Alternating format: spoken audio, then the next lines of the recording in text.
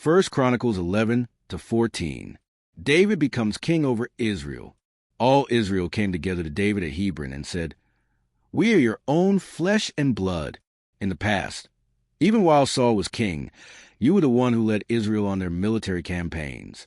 And the Lord your God said to you, "You will shepherd my people Israel, and you will become their ruler." When all the elders of Israel had come to King David at Hebron, he made a covenant with them at Hebron before the Lord, and they anointed David king over Israel, as the Lord had promised through Samuel. David conquers Jerusalem. David and all the Israelites marched to Jerusalem, that is, Jebus. The Jebusites who lived there said to David, "You will not get in here." Nevertheless, David captured the fortress of Zion, which is the city of David.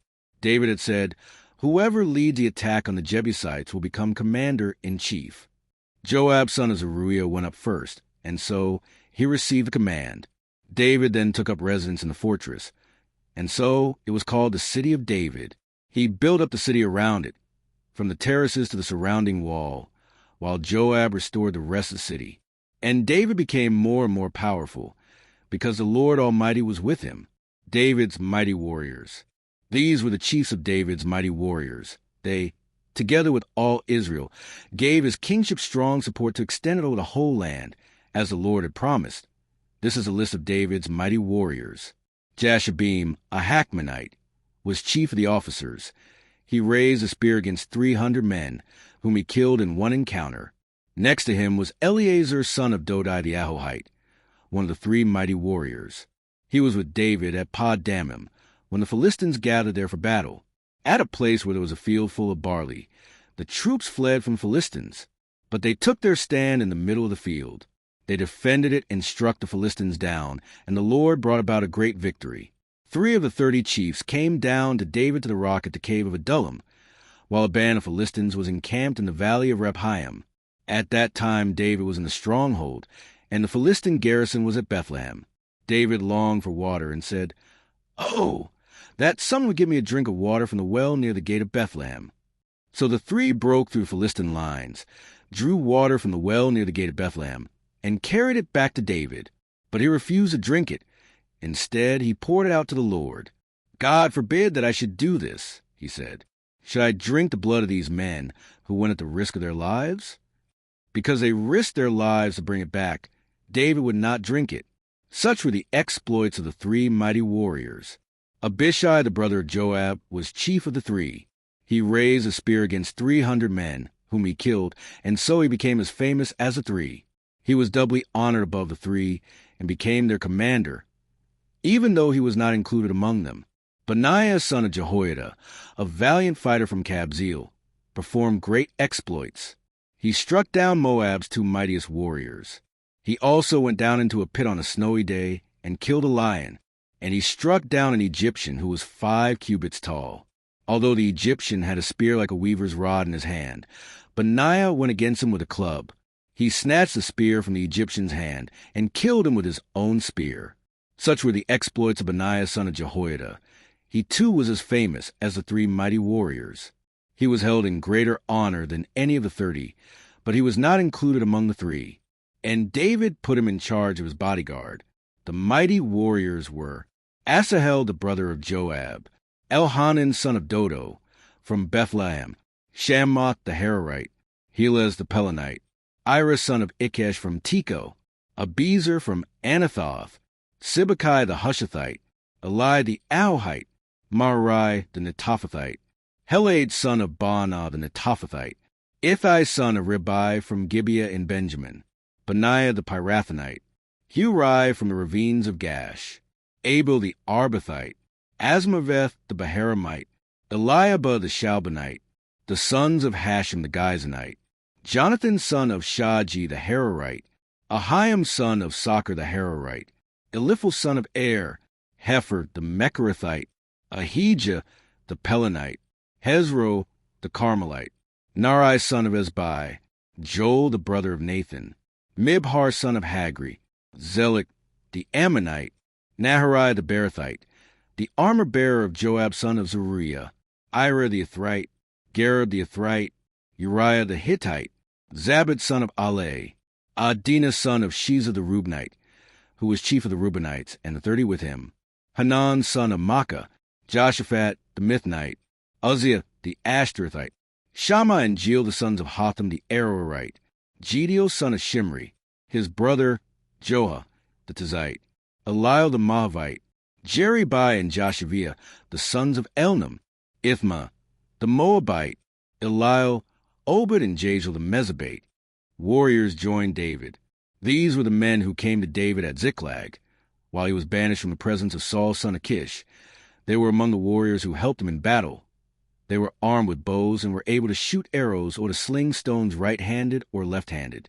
They were relatives of Saul from the tribe of Benjamin.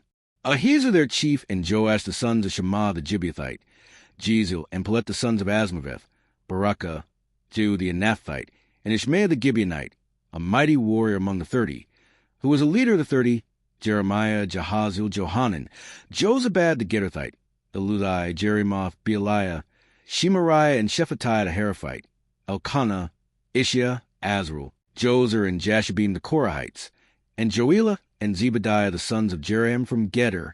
Some Gadites defected to David at his stronghold in the wilderness. They were brave warriors, ready for battle, and able to handle the shield and spear. Their faces were the faces of lions, and they were as swift as gazelles in the mountains. Ezer was the chief, Obadiah the second in command, Eliab the third, Mishmannah the fourth, Jeremiah the fifth, Attai the sixth, Eliel the seventh, Johanan the eighth, Elzabad the ninth, Jeremiah the 10th, and Machbenai the 11th. These Gadites were army commanders. The least was a match for 100, and the greatest for 1,000. It was they who crossed the Jordan in the first month, when it was overflowing all its banks, and they put to flight everyone living in the valleys, to the east and to the west. Other Benjamites and some men from Judah also came to David in his stronghold. David went out to meet them and said to them, "If you have come to me in peace to help me, I am ready for you to join me. But if you have come to betray me to my enemies when my hands are free from violence, may the God of our ancestors see it and judge you." Then the Spirit came on Amasai, chief of the 30, and he said, "We are yours, David. We are with you, son of Jesse. Success, success to you, and success to those who help you, for your God will help you." So David received them and made them leaders of his raiding bands. Some of the tribe of Manasseh defected to David when he went with the Philistines to fight against Saul. He and his men did not help the Philistines because, after consultation, their ruler sent him away. They said, "It will cost us our heads if he deserts to his master Saul." When David went to Ziklag, these were men of Manasseh who defected to him: Adnah, Jozabad, Jediel, Michael, Jozabad, Elihu, and Zillethai, leaders of units of 1,000 in Manasseh. They helped David against raiding bands, for all of them were brave warriors, and they were commanders in his army. Day after day men came to help David, until he had a great army, like the army of God. Others joined David at Hebron. These are the numbers of the men armed for battle who came to David at Hebron to turn Saul's kingdom over to him, as the Lord had said. From Judah, carrying shield and spear, 6,800 armed for battle. From Simeon, warriors ready for battle, 7,100. From Levi, 4,600, including Jehoiada, leader of the family of Aaron, with 3,700 men, and Zadok, a brave young warrior, with 22 officers from his family. From Benjamin, Saul's tribe, 3,000, most of whom had remained loyal to Saul's house until then. From Ephraim, brave warriors, famous in their own clans, 20,800. From half the tribe of Manasseh, designated by name to come and make David king, 18,000. From Issachar, men who understood the times and knew what Israel should do, 200 chiefs, with all their relatives under their command. From Zebulun, experienced soldiers prepared for battle with every type of weapon to help David with undivided loyalty, 50,000. From Naphtali, 1,000 officers, together with 37,000 men carrying shields and spears. From Dan, ready for battle, 28,600.